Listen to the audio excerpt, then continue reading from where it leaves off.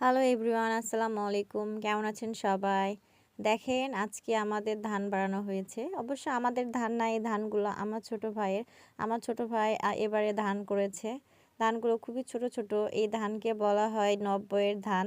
এত ছোট ছোট হবে কেউ কল্পনাও করেনি। তাই সবাই ভয় পাচ্ছিল যে হয়তো ধানের ফলন কম হয়েছে। কিন্তু ধান যখন মাপা হলো তখন দেখা গেল যে অনেক ভালো হয়েছে ধানের ফলন।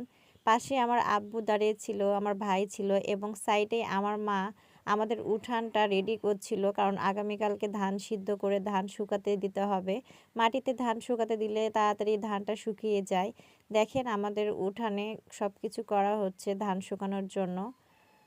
পাশে অনেকগুলো গাছ আছে, গাছে গাছে অনেক আম ধরেছে যেহেতু আমের সিজন এটা।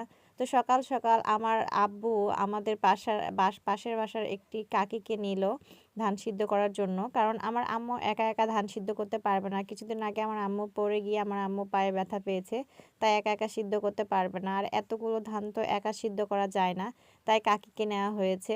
এই পাশে ধান সিদ্ধ করে রাখা হয়েছে, আমার মা সেগুলো ভাপ বের করে দিচ্ছে, কারণ এগুলো যদি ভাপ না বের করে দেওয়া হয় তাহলে ধানটা ফেটে ভাত হয়ে যাবে। দেখেন আমার আম্মুর পায়ের সমস্যা, তারপর অনেক কষ্ট করে কাজ করছে, কারণ ধানের সময় অনেক কাজ থাকে মানুষের।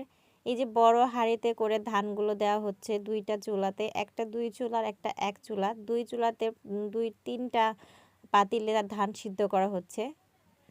ধান সিদ্ধ করা খুব কঠিন একটা কাজ আমাদের কাছে, কিন্তু গ্রামের মানুষ সিদ্ধ করে খাওয়াটাই বেশি পছন্দ করে, কারণ এতে ফলন হয় বেশি। কিনে খেলে বস্তাতে করে পুকুরের পানিতে একদিন ভিজিয়ে রেখে তারপরে সিদ্ধ করা হয়। দেখতে দেখতে হঠাৎ করে ঝড় উঠে গেল। এখন সবাই টেনশন করছে যে কি করা যাবে, ধান তুলবো না, কারণ বৃষ্টি আসতে পারে। বৃষ্টি আসলে তো সব মেহনতে পানি পড়ে যাবে, ধানগুলো সব ভিজে যাবে। দেখেন আমাদের এই একটা গাছে এবার মাত্র আম ধরেছে, অন্যান্য গাছে আম ধরেনি, সেই গাছগুলো বড় হয়েছে। কোনো এক সিজনে আমের গাছ বড় হয়, আবার এক সিজনে আম ধরে, তো এইবারে আম ধরেনি। আস্তে আস্তে ঝড়ের পরিমাণ বেড়েই চলছে। আমি বসেছিলাম বাবুকে নিয়ে, আর সাইব তো সেই আনন্দ করছে। সাইব মানে আমার ছোট ভাইয়ের ছেলে, সে অনেক মজা করছে, সে আম কুড়াচ্ছে। পুকুরে একটা আম পড়েছে, সে আম কুড়াতে চলে গেছে। দেখেন আমার আম্মুরা কাকি সবাই কি তাড়াহুড়া করে ধান তুলছে। গ্রামের মানুষ যখন ধানের সিজন আসে তখন বৃষ্টির ভয় হয়, কারণ ধানটা ভিজে গেলে একদম মেহনত পুরাই বেকার হয়ে যায়। ভয়ও লাগছিল যে অনেক জোরে হয়তো ঝড় আসবে। আমার ভাতিজা এই আমটা পেয়ে অনেক খুশি, সে আমাকে দেখাচ্ছে। আস্তে আস্তে ঝড়ের পরিমাণটা বেড়েই চলছে, কিন্তু বৃষ্টি আসছে না। কনফিউশনে আছে সবাই যে বৃষ্টি আসবে কিনা। দেখেন আকাশে কত মেঘ। এই ইউক্যালিপটাসের গাছটা অনেক লম্বা, যখন ঝড় হয় খুব ভয় লাগে যেন বাড়ির উপর না পড়ে, কারণ বাড়ির উপরে পড়লে মানুষ তো মরবে, সাথে সাথে বাড়িটাও নষ্ট হবে। বাড়ি তো ঠিক করা যাবে, কিন্তু কারো যদি জীবন চলে যায় সেটা তো ফেরত পাওয়া যাবে না।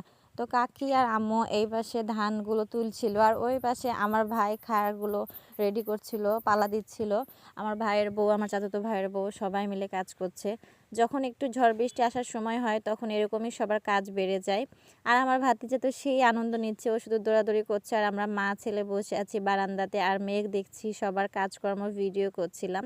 ভালো লাগছে বসে বসে মজা নেওয়াটা। আমার ভাতিজাটা সেই দুষ্টু, সে এদিক ওদিক দৌড়ছে। তারপরে আমি বারান্দায় বসে থেকে আমার ছেলেকে আর আমাকে দেখছিলাম আর হাসছিলাম মিচকি মিচকি। তো যাই হোক, ধানগুলো তোলা প্রায় শেষের পর্যায়ে। এই ধানগুলো সব বস্তাতে ভরছিল, বস্তা করে বাড়ির ভিতরে রেখে দিবে।